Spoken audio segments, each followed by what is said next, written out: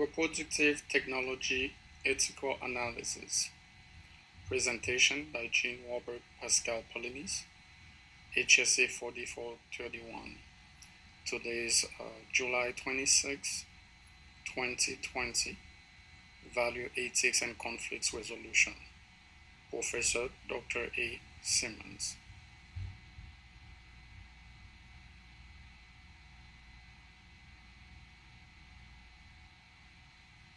Ladies and gentlemen, good afternoon. The reason that we choose to talk about reproductive technology this afternoon, it is because it's an important medical avenue. There are so many people relying on that technology to make their dream come true, to have a child, because somehow these people were unable to conceive. Many technologies Many technologies are available now to assist those people.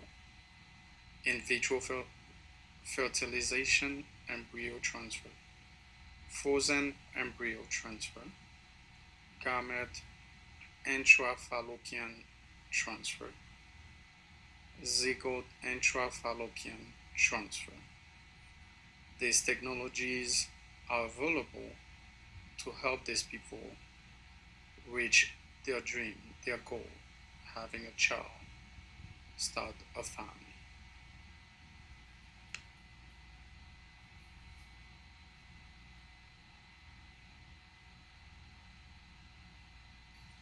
If it's to make reproduction possible where it should not happen naturally, despite the controversies around disposal of embryos, reproductive technology is an important innovation that should be made available globally to provide solutions. Be fruitful and multiply, says the scriptures. My religious as well as cultural belief allow me to say that I support that type of advanced technology in reproduction.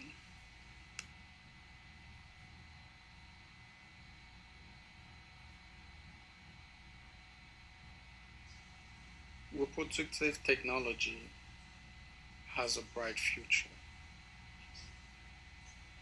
It will get more sophisticated and that more groundbreaking discoveries will be made. In an effort to improve the success rate of assisted reproduction in the future, there is need to consider improving embryo quality that might aid in rapid identification and transfer. Especially, there is likely to be a rise in the use of sophisticated genetic techniques that involve microchips good enough to predict genetic makeup of embryos.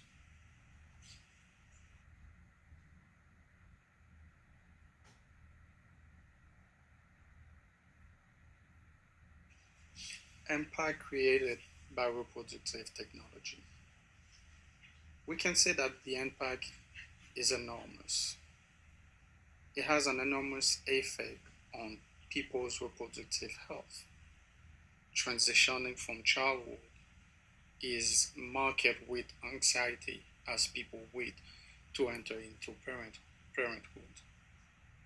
Before technologies like assisted reproductive techniques, members of society unable to reproduce will show signs of depression anytime they visit healthcare centers. Today, reproductive technologies have created a way of artificially making parenthood a reality. Also, this invention has made healthcare providers work easier and fulfilling.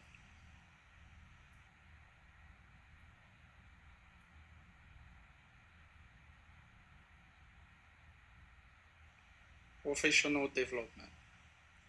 Current and upcoming healthcare providers will need frequent trainings in form of continuous professional development in order to keep their knowledge and skills updated in regard to reproductive technology as of any field.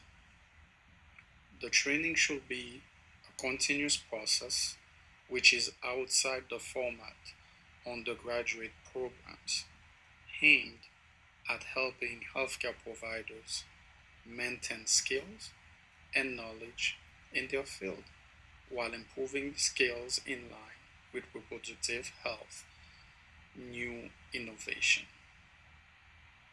Some of the skills needed by the healthcare providers may include communication skills and strategies in handling patients undergoing assisted reproductive techniques.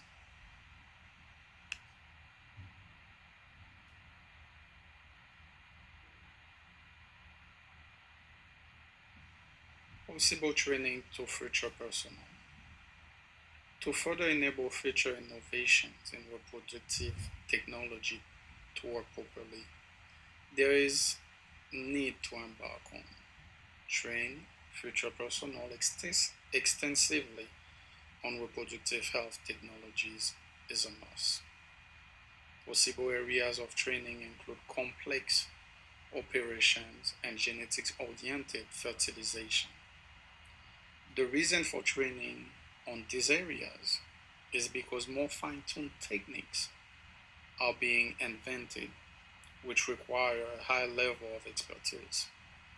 Training will most likely focus on making selected personnel able to conduct embryos assessment and micromanipulation, which require a high level of accuracy better.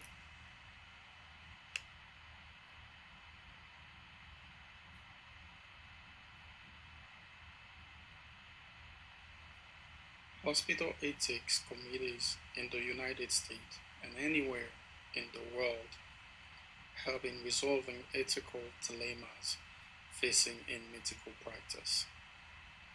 In regard to the new and upcoming technologies in the reproductive health area, there will be need to make changes in these committees. Some of those proposed changes may be necessary in defining what is legal and what is not. The issues bound by ethical code of conduct should be reviewed so that they reflect cultural and technologies interfaces. Probably there should be policies that are pro-development in reproductive health, like allowing genetical alteration to assist reproduction.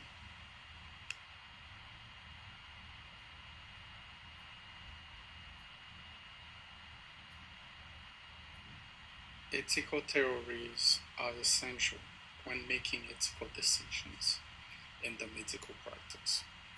Four theories are at the core of medical practice. Beneficence. This theory dictates that decisions should be made when they are for the public good.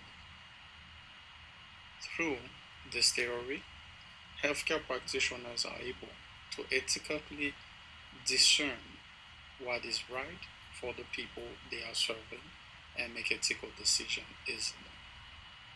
You also have autonomy. The theory advocates for autonomy. Healthcare professionals should allow patients to have an opinion in their medical journey. Deontological. This theory advocates for medical practitioners to ensure their actions maximize the happiness of their clients. The focus should always be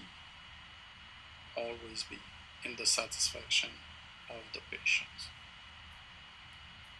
And then virtue. Virtue emphasizes that interaction should be guided by personal honesty, character, and wholesome uprightness.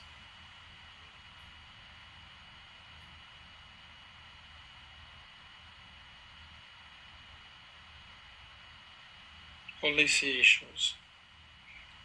Issues around quality of comparability in regards to reproductive technology led Congress to enact the Fertility Clinic Success Rate Act in 1992. Since then, new challenges have come up that required deliberate reviews to incorporate new invention. Some suggested review: the data that the Act requires clinics conducting assisted reproduction procedures to submit to the CDC should be trimmed to protect privacy. Moreover, the policy should be formulated to allow more healthcare providers to carry out genetics research and fertilization tests. Insurance and healthcare reform. Despite healthcare being one of the most important facets of life, little efforts have been directed towards improving it. Insurance as well as healthcare in the United States require reforms to make them more accessible and affordable. Particularly, research shows that the cost of healthcare in the United States system is twice as high as any other first world country.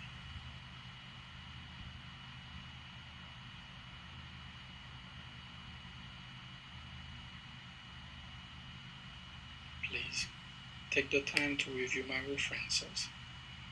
It was a pleasure. Thank you.